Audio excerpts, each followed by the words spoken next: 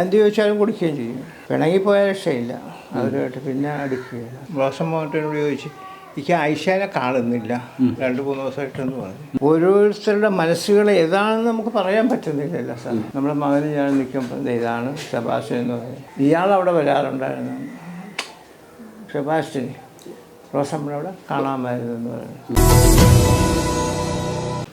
സ്വന്തം സഹോദരനാ? എങ്ങനെയാ ഇക്കാടെ പേര്? എൻ്റെ പേര് മുഹമ്മദ് ഖാൻ. ഇപ്പൊ ഈ ഒരു വിഷയമൊക്കെ കേൾക്കുന്നുണ്ടല്ലോ ഇക്ക, ഇതുമായിട്ട് ബന്ധപ്പെട്ട് ഇക്ക എന്താ പറയാനുള്ളത്? ഞാനിവിടെ കൂടുതൽ മകളുടെ അടുത്ത് ഇവിടെയൊക്കെയാണ് ഞാൻ മക്കളുടെ അടുത്ത് പോകും. കാലിന് സുഖമില്ലാതെ വന്ന് പിന്നെ കണ്ണിന് 2 ഓപ്പറേഷൻ വന്ന് ഇതൊക്കെ തിരുവനന്തപുരത്തൊക്കെ ആയിട്ട് മക്കളെ അടുത്ത് നിൽക്കും. അപ്പം ഞാൻ ഇവിടെ വന്ന് ഒരു പ്രാവശ്യം രാവിലെ വന്നപ്പോൾ ബ്ലോസമ്മ വന്നു. ബ്ലോസമ്മ മോഹൻറ്റോട് ചോദിച്ച് എനിക്ക് ഐഷാനെ കാണുന്നില്ല 2-3 ദിവസമായിട്ടെന്ന് പറഞ്ഞു. 2-3 ദിവസമായിട്ട് കാണുന്നില്ല എന്ന് പറഞ്ഞു. അപ്പോൾ ഞാൻ എനിക്കറിയാമ്പോൾ ഞാൻ ഇപ്പോൾ വന്നതേ ഉള്ളൂ എന്ന് പറഞ്ഞു. അപ്പം ഇവിടെ അവർ വന്ന് രാവിലെ വന്നിങ്ങനെ ചോദിച്ചിട്ട് പോകും. പിന്നെ അത് കഴിഞ്ഞ് ഞങ്ങൾ പിന്നെ അവിടെ ഇരിക്കുമ്പോൾ ഒരു കുട്ടി ഇങ്ങനെ ഒരു ജഡം ഇവിടെ വന്നെന്ന് പറഞ്ഞൊരു പേപ്പറും കൊണ്ടുവന്നു. അപ്പോൾ അത് ഇവിടെ ചേർത്തല പിന്നെ ആശുപത്രിയിലുണ്ടെന്ന് പറഞ്ഞു. അങ്ങനെ പോയി നോക്കാനായിട്ടൊക്കെ ഞാൻ മക്കളെ വിളിപ്പിച്ചു. അവിടെ ഉണ്ടാകുന്നറിയാം. മക്കളെ വിളിച്ച് ചോദിച്ചപ്പോൾ അവിടെ ഇല്ല. അപ്പോൾ നമുക്കൊരു സംശയമായി, ഇതെന്താണ് എന്നറിയാൻ പാടില്ല. അങ്ങനെ ഞങ്ങൾ ചേർത്തല പോലീസ് സ്റ്റേഷനിൽ പോയി ഇപ്പോൾ പരാതി കൊടുത്ത് അവരുമായിട്ട് പിള്ളേരുമായിട്ട് പോയി. അത് കഴിഞ്ഞ് ഞങ്ങൾ ആശുപത്രിയിൽ പോയി നോക്കി. അത് ഇതുമല്ല, നമ്മുടെ ആളൊന്നും അല്ല. ഈ ഐഷാക്കായിട്ട് എത്ര നാളായി കണ്ടത്? പിന്നെ അവസാനം കണ്ടത് പിന്നെ ഇവിടെ താമസിക്കുമ്പോൾ വേറെ ഇപ്പോഴത്തെ താമസിച്ച് സ്ഥലം മേടിച്ച് ഞാൻ ഇവിടുന്ന് പോണതിൻ്റെ ഈ 12-ന് ഞാൻ ഇവിടുന്ന് പോണതിൻ്റെ മുമ്പാണ് കണ്ടത്. എത്ര വർഷമായി കാണുമായിരിക്കും? അപ്പോൾ 12 വർഷം 12 വർഷമായി കഴിഞ്ഞ്. 12-ലാണ് ഇത് നടക്കണത്. ഇപ്പോൾ കേസ് കൊടുത്ത് ഈ കാണാതാവുന്നത് 1912-ലാണ്. അങ്ങനെ നമ്മൾ പോയി കേസ് കൊടുത്ത് മക്കൾ വന്നായിരുന്നു. മക്കളാണ് കൊടുക്കുന്നത്. മക്കൾ 2 ആൺപിള്ളേർ വന്നു, അതിൽ 3 ഒരു പെണ്ണുമായിരുന്നു. അവിടെ വരെ ഇവിടെ അന്വേഷണത്തിന് ആൾ വരും. പിന്നെ അതേപ്പറ്റി ഒരു അറിവുമില്ലായിരുന്നു. ഇപ്പോഴാണ് ഇങ്ങനെ ഓരോ ഇതുകൾ വരുന്നതും ഓരോ ദുരിതങ്ങൾ വന്നുകൊണ്ടിരിക്കുന്നത്. ഈ വേറെ ഒരു രീതിയിലും ഐഷാക്കായെ പറ്റി ഒരു വിവരവും നിങ്ങൾക്ക് കിട്ടിയിട്ടില്ല? നമുക്കില്ല. നിങ്ങൾ വേറെ രീതിയിൽ അന്വേഷിക്കുന്നുണ്ടോ എവിടെയെങ്കിലും? അല്ല, ഞങ്ങളന്ന് പോലീസുകാരുമായിട്ട് വിളിച്ചുകൊണ്ട് പോയിട്ട് ഞങ്ങളെ പള്ളികളിലും അതുപോലെ ഐഷ മുമ്പ് ഈ ജോലിയുള്ള ഉണ്ടായിരുന്നല്ല, പഞ്ചായത്ത് ജോലി ആയിരുന്നല്ല, പുള്ളിക്കാരി പഞ്ചായത്ത് ജോലി. പഞ്ചായത്ത് ജോലിക്കാരി. അപ്പോൾ അങ്ങനെ അവിടെയൊക്കെ താമസിച്ച ദിവസമൊക്കെ ഞങ്ങൾ പോയി തിരക്കി. അപ്പോൾ അവിടെയൊന്നും ചെന്നിട്ടില്ല. ഇല്ല. ഈ കുടുംബമായിട്ട് ഐഷാക്കയ്ക്ക് വലിയ അടുപ്പമൊന്നും ഇല്ലായിരുന്നോ? ഇവിടെ ആയിരുന്നപ്പോൾ ഈ ജോലിയൊക്കെ പഞ്ചായത്ത് ജോലിയൊക്കെ ആയിരുന്നപ്പം നമ്മുടെ കുടുംബമായിട്ടൊന്നും വരും, നമ്മൾ വിളിച്ച് പറഞ്ഞാൽ വരും. അതല്ലാതെ നമ്മൾ ഇതില്ല. ഒരു മകനുമായിട്ട് അവിടെ താമസിക്കുകയായിരുന്നു. ഭർത്താവും ഉണ്ടായിരുന്നു. പിന്നെയാണ് പുള്ളി മരിക്കണത്. അത് കഴിഞ്ഞ് പിന്നെ റിട്ടയർഡായി കഴിഞ്ഞാണ് വന്നത് ഇവിടെ. റിട്ടയർഡായി കഴിഞ്ഞ് വന്ന് പിന്നെ മകൻ്റെ അടുത്ത് പോയി താമസിച്ച് അവിടെ നിന്ന് വന്ന് ഇവിടെ വന്ന് ആൾക്ക് ഒറ്റയ്ക്ക് താമസിക്കണം, അത്രേ കാര്യമുള്ളൂ. അപ്പോൾ ഇളയ മകനുണ്ടായിരുന്നു, അവൻ പെണ്ണ് കെട്ടി പോയാൽ പിന്നെ പുള്ളിക്കാരത്തി ഒറ്റയ്ക്കാണ് താമസിച്ചിട്ടിരുന്നത്. അപ്പം പിന്നെ അവിടെ താമസിക്കുമ്പോഴാണ് ഇവരുമായിട്ട് കണ്ട് ഈ റോസമ്മയായിട്ട് ഉള്ള പരിചയത്തിന് അങ്ങോട്ട് പോകുന്നത്. ഇവിടെ വരും, നമ്മൾ വല്ല ആവശ്യങ്ങളുണ്ടെങ്കിൽ പറയുമ്പോൾ വരും, അല്ലാതെ വെറുതെ ഒന്നും വരികയില്ല. അപ്പം അവിടെയാണെങ്കിലും അങ്ങനെ അങ്ങോട്ട് പോവുകയുള്ളൂ. പിന്നെ ജോലിയൊന്നും ഇല്ലല്ലോ, അത് കാരണം അവിടെ പോകും. ഇവിടെ റോസമ്മയുടെ വീട്ടിൽ. ഇക്ക ഉൾപ്പെടെ എത്ര സഹോദരങ്ങളാണ് ഈ ഐഷാക്കയ്ക്കുള്ളത്? ഞാൻ ഒരാളേ ഉള്ളൂ. നിങ്ങൾ നല്ല അടുപ്പമായിരുന്നോ? ഞങ്ങൾ അടുപ്പമുള്ളൂ, ഞങ്ങൾക്ക് യാതൊരു ഇതും ഇല്ലല്ലോ. പിന്നെ ഇയാൾ ഇങ്ങനെ ഓരോ സ്ഥലങ്ങളിൽ മാറ്റം വരുന്നതോറും അങ്ങോട്ടും മാറി താമസിക്കുകയല്ലേ. അപ്പം വിളിക്കും, പറയും കാര്യങ്ങൾ. ഈ സെബാസ്റ്റ്യൻ എന്ന് പറഞ്ഞ ആളെ നേരത്തെ അറിയാം? നമുക്ക് അയാളായിട്ട് ഇല്ല, അയാളെ കണ്ടിട്ടുണ്ട്. നമുക്കൊരു തട്ടുകടയുണ്ട് മക്കൾ നടത്തുന്നത്, ആളുകൾ പറഞ്ഞ് കേട്ടിട്ടുണ്ട്. അപ്പോൾ കടയിരുന്ന് അയാൾ ദോശ തിന്നുമ്പോൾ നമ്മുടെ മകന് ഞാൻ നിൽക്കുമ്പോൾ ഇതാണ് സെബാസ്റ്റ്യൻ എന്ന് പറയുന്നത്. ഈ ഇതിക്ക് മുമ്പാണ് കേട്ടോ. അയാളുടെ പിന്നെ പറയാൻ കാര്യം ഈ വെട്ടൊക്കെ ഒരു പെണ്ണിൻ്റെ ഇതും പറഞ്ഞിട്ടൊരു പേപ്പറേ വരുമായിരുന്നു. അപ്പോൾ അന്ന് അപ്പോഴാണ് ഇയാൾ വന്ന് കണ്ടത്. പിന്നെ അല്ലാതെ നമ്മളുമായിട്ട് യാതൊരു പരിചയവും പുള്ളിയായിട്ട് യാതൊരു ബന്ധവുമില്ല. അല്ല, അഷാക്കയ്ക്ക് ഇയാളുമായിട്ട് എന്തെങ്കിലും ബിസിനസ് ഇടപാടുകളോ വല്ലതും ഉണ്ടായിരുന്നുള്ള അറിവ് ഇക്കായി കിട്ടിയിട്ടുണ്ടോ? ഇല്ല, എനിക്ക് കിട്ടിയിട്ടില്ല. ഇവിടെ പറയണത് കേൾക്കണുണ്ട്. ഇപ്പം ചാനലിലൊക്കെ പറയുമ്പോഴും ആ വീട്ടുകാരെയും പറഞ്ഞു അവരൊക്കെ അവർ വലിയ അടുപ്പമായിരുന്നു. ഈ സ്ഥലം ചില കാര്യത്തിന് ഏതാണ്ടൊക്കെ വിളിച്ച് ചോദിച്ചതൊക്കെ അവർ പറഞ്ഞു കേട്ടു. ആര് പറഞ്ഞു? ഈ റോസമ്മ പറഞ്ഞു. ആ ചാനലിലൊക്കെ പറഞ്ഞു കേട്ടതാണ്. ഈ ഇവർ പോകുന്നുണ്ട്, അത് ഐഷ അവിടെ പോകും, റോസമ്മയുടെ വീട്ടിൽ പോകും. അത് ഈ ഇതിലെ ഒരു വഴിയുണ്ട്, അവരുടെ പറമ്പിൽ കൂടെ ആരും പോകാറില്ല. കാരണം നാട്ടുകാരൊക്കെ ആയിട്ട് വഴക്കായിരുന്നു അവർ. ഈ റോസമ്മ അങ്ങനെ എപ്പോഴും പോലീസ് കേസും അതൊക്കെയാണ്.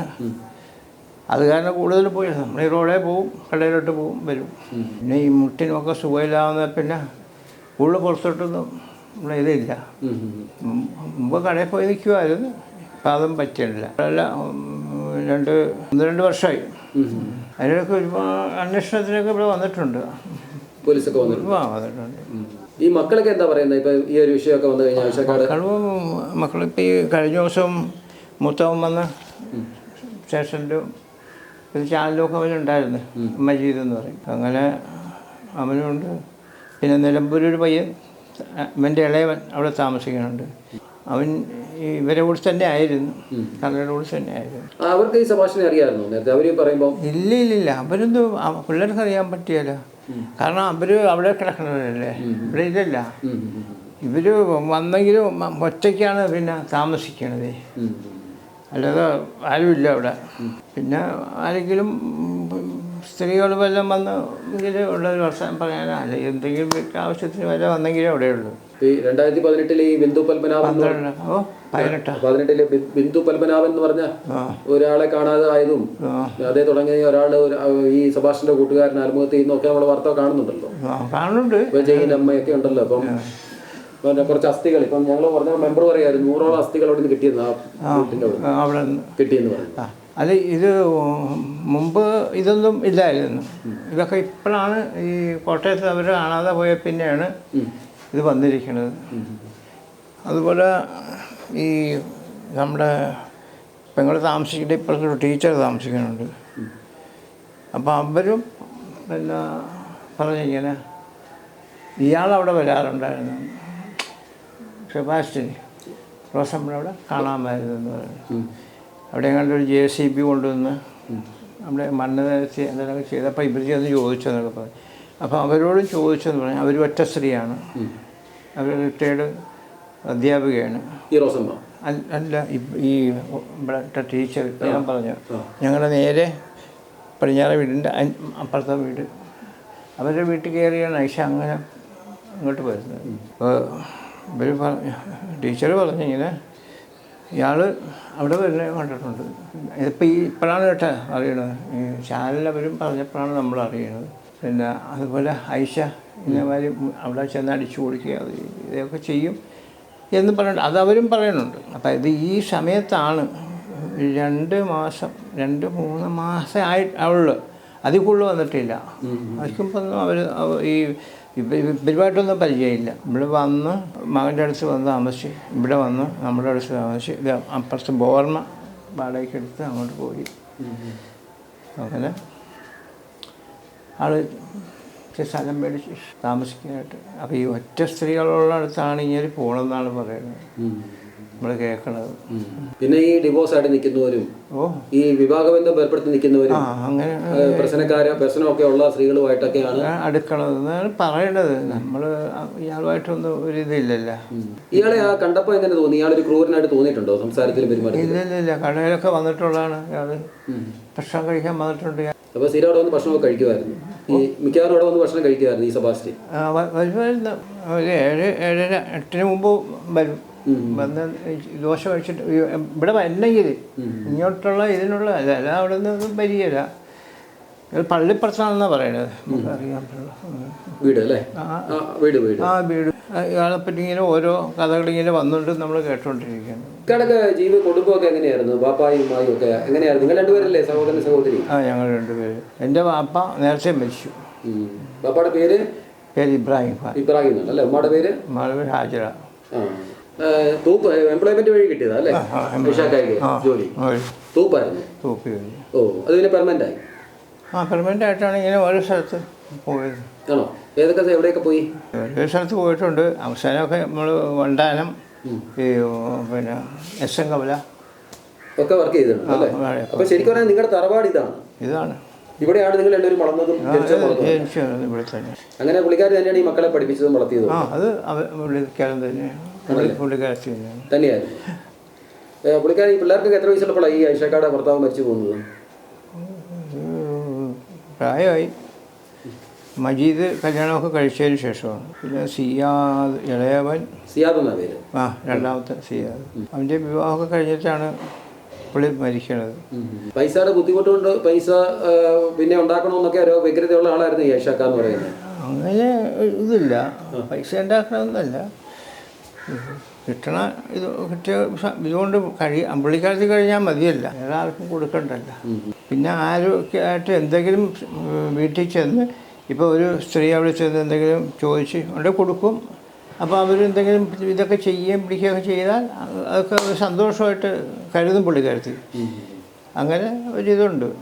എന്ത് ചോദിച്ചാലും കൊടുക്കുകയും ചെയ്യും. പിണങ്ങിപ്പോയാൽ രക്ഷയില്ല അവരുമായിട്ട്, പിന്നെ അടിക്കുകയില്ല. ഇവിടുത്തെ ഉമ്മായൊക്കെ ആയിട്ട് വലിയ നാത്തൂനൊക്കെ ആയിട്ട് വലിയ പിന്നെ നാത്തൂൻ പിന്നെ പെങ്ങളാണേ, നമ്മളെ ഐഷയുടെ ഭർത്താവിൻ്റെ പെങ്ങളാണ് ഞാൻ കെട്ടി പോകുന്നത്. ഓ, ഐഷക്കാട് ഭർത്താവിന്റെ പെങ്ങളെയാണ് ഞാൻ കല്യാണം കഴിച്ചിരിക്കുന്നത്.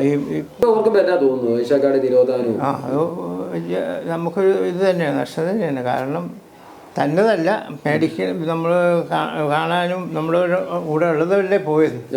ചേട്ടനിയന്മാരൊന്നും ഇല്ലല്ലോ, വേറെ ഒരാൾ കൂടെ ഉണ്ടായിരുന്നെങ്കിൽ നമുക്കൊന്നുമില്ല, കാണിച്ചു കൊടുക്കാം. ആകപ്പാടെ ഉള്ള ഒരു തരിയാണ് പോയത്. ഒരിക്കലും നമുക്കൊന്ന് മാറി നമ്മുടെ വിഷമമുണ്ട്. നമുക്കതിൽ ഇത് എപ്പോഴും നിൽക്കും. ഓരോരുത്തരുടെ മനസ്സുകൾ ഏതാണെന്ന് നമുക്ക് പറയാൻ പറ്റുന്നില്ലല്ലോ സാർ. എന്തായാലും നമ്മൾ ഇറങ്ങിത്തിരിക്കും ഇതിനകത്ത്. എന്തായാലും ഇതിന്റെ റിസൾട്ട് നമുക്ക് അറിയണം.